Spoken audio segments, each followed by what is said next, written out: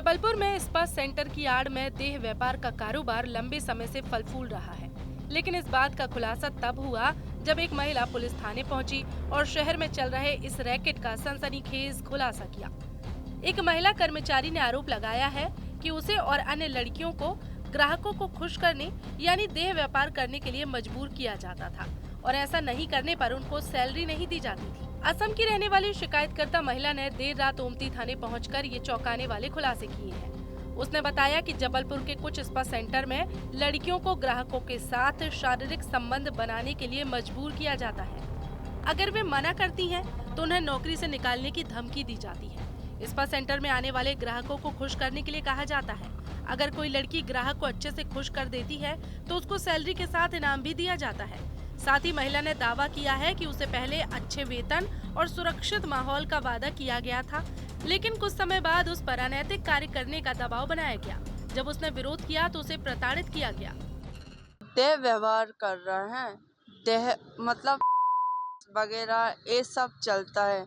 Russell चौक में जैसे वैदिक को छापा गिरा, इधर में भी छापा गिरना चाहिए। उस गली में चौथा पुल नव भारत के सामने एक है एंजल टच, एक है रॉयल, एक है फेलेक्स और एक ऊपर वाला मेरे को पता नहीं है।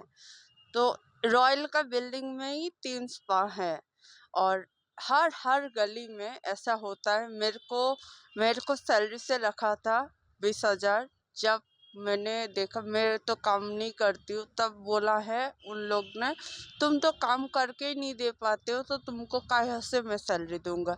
इसके कारण मैंने पुलिस के पास तो आपसे क्या काम करने को कहते थे? वो गलत कार्य करवा रहे थे? गलत काम मतलब वहीं महिला की शिकायत के बाद ओमती थाना पुलिस ने तुरंत कार्रवाई करते हुए संदिग्ध स्पा सेंटर पर छापा मारा। वहां से कई युवकों को हिरासत में लिया गया है जो उस समय स्पा सेंटर में मौजूद थे। पुलिस ने स्पा संचालक से भी पूछताछ शुरू कर दी है और इस पूरे नेटवर्क की जांच की जा रही है।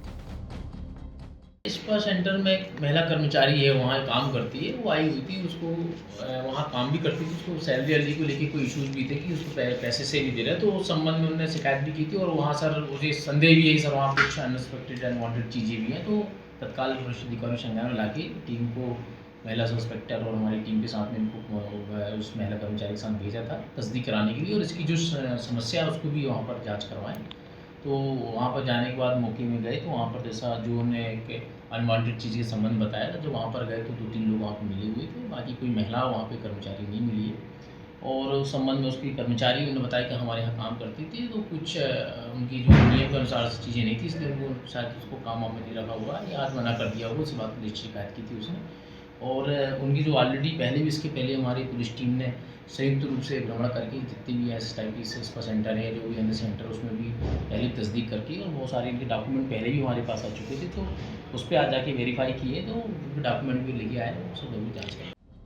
बता दें, ये पहला मौका नहीं है जब जबलपुर के स्पा सेंटर में अनैतिक गतिविधियों का मामला सामने आया हो। इसके पहले भी कई स्पा सेंटरों पर देह व्यापार के आरोप लग चुके हैं, लेकिन इस बार पीड़ित महिला ने सीधे तौर पर पूरे नेटवर्क का भंडा फोड़ दिया है। अब पुलिस मामले की गहराई से जांच कर रही है और अन्य स्पा सेंटरों की भी निगरानी की जा रही है। प्रशासन के लिए ये एक बड़ी चुनौती है कि ऐसे गैर कानूनी कामों पर रोक लगाई जाए।